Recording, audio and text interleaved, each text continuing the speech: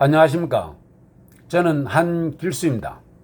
앞에 강의에서 암의 원인을 말씀을 드렸는데 도움이 좀 되셨습니까?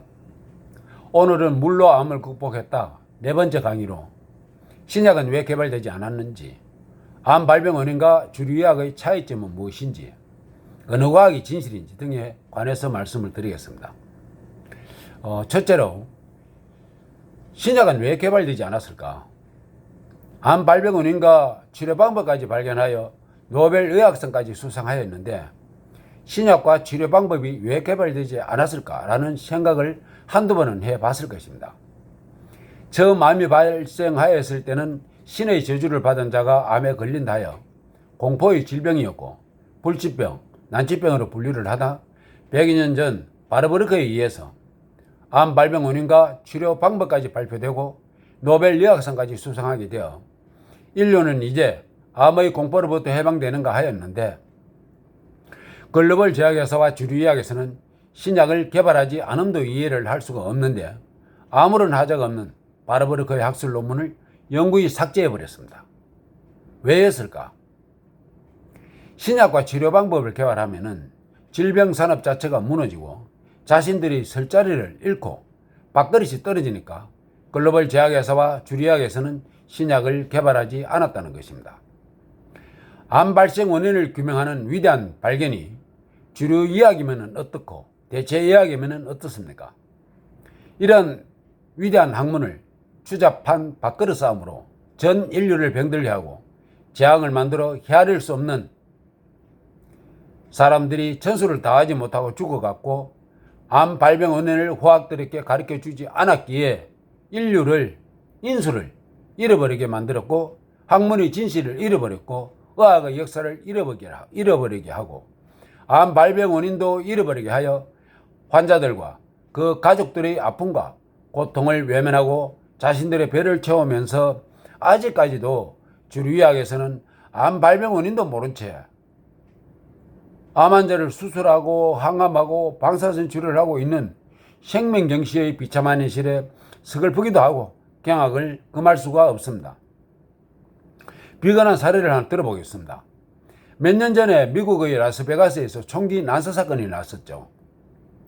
미국 내 총기 규제에 관한 여론이 대단했었고 전 세계 이목이 집중되어 있었지만 결국 총기 규제는 하지 못했습니다. 미국의 총기연합회의 검은동과 권력합회는 미국 내에서는 말할 것도 없지만 전 세계 어떠한 나라도 당할 능력이 부족하여 총기 규제를 할 수 없다는 것은 암의 치료를 위한 신약을 개발하지 않은 것과 같은 부류라는 것을 생각하시면 됩니다. 두 번째 사례는요, 1971년 미국 닉슨 대통령이 취임을 하면서 암과의 전쟁을 선포를 합니다.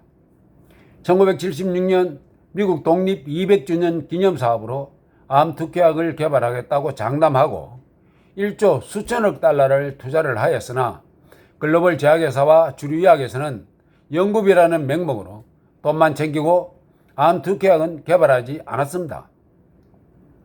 이러한 사례를 보더라도 주류의학이 주장하는 돌연변이에 의한 암 발생 원인을 뒤집기는 어려울 것이고, 암 치료약과 치료 방법은 어쩌면 영원히 개발되지 않을 수 있을 것입니다.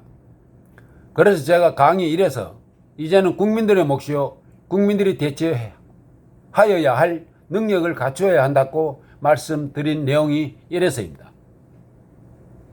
그러면 바르버르크의 암 발병 원인과 주류의학과의 차이점은 무엇일까?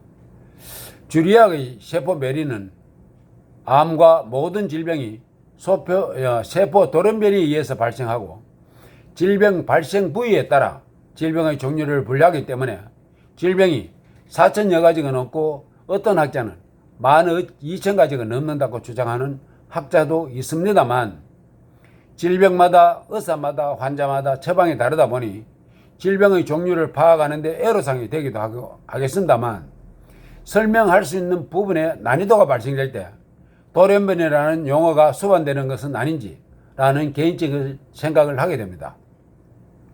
그러나 레이먼드 프레신스의 주장에 의하면 바르버르크는 질병은 하나다, 세포의 기능 장애이고 원인은 결핍과 독소 두 가지다 라고 단언을 했습니다. 우리는 각자 자신의 어머니 뱃속에서 하나의 세포로서 삶을 시작하게 됩니다. 모든 조직과 장기는 세포로 만들어져 있고 모든 신체의 기능은 세포들에 의해 수행되고 이 세포들은 각자가 수행하는 기능에 따라 특화되어 있을 뿐입니다. 세포의 기능 장애와 한 가지 질병이라는 개념을 이해하면 당신은 암을 포함한 다른 수천 가지의 소위 질병이라 불리는 것들이 존재하지 않는다는 것을 이해를 하신다면 질병들로 고통받고 모든 분들이 좀 더 적극적이고 긍정적인 사고방식으로 자신의 병을 치유하는 데 많은 도움이 되지 않을까 그렇게 생각을 합니다. 그러면 어느 과학이 진실일까? 왜 같은 문제를 놓고 상반되는 논쟁이 일어날까? 결국 그들은 주류 이야기나 대체 이야기나 환자 쟁탈을 위한 밥그릇 싸움이라는 겁니다. 국민들의 의료질 개선은 안중에도 없고 자신들의 배만 채우겠다는 겁니다. 그러기에 물만으로도 모든 병을 치유할 수 있는 그런 세상이 오기를 저는 간절히 바랍니다. 수천 년 동안 의학의 역사에서 발견할 수 있는 하나의 진실은 건강과 질병을 규정하는 단일 이론은 영원히 존재할 수 없다는 것입니다. 이 치료 방법에 효과가 있다, 이것만이 진실이다 와 같은 치료법은 영원히 존재할 수 없다는 것입니다. 그렇다면 주류의학의 장점, 대체의학의 장점만을 결합을 해서 인류의 질병을 대체하고 치료할 수 있다면 질병으로부터 인류를 구제할 수 있는 건강한 지구촌을 만들 수 없는지 의학계에 묻고 싶습니다.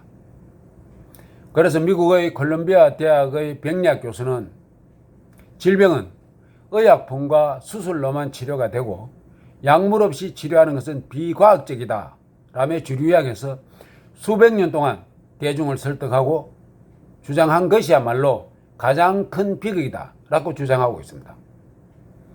제가 암을 이렇게 극복했다라는 책을 출판하기 위해 관련 기관, 관련 단체, 정수기 회사에 이르기까지 상담을 하게 되었고 결과는 과학적인 근거가 없다는 이유로 연구 대상이나 국민들에게 홍보하기에는 불가능하다였습니다.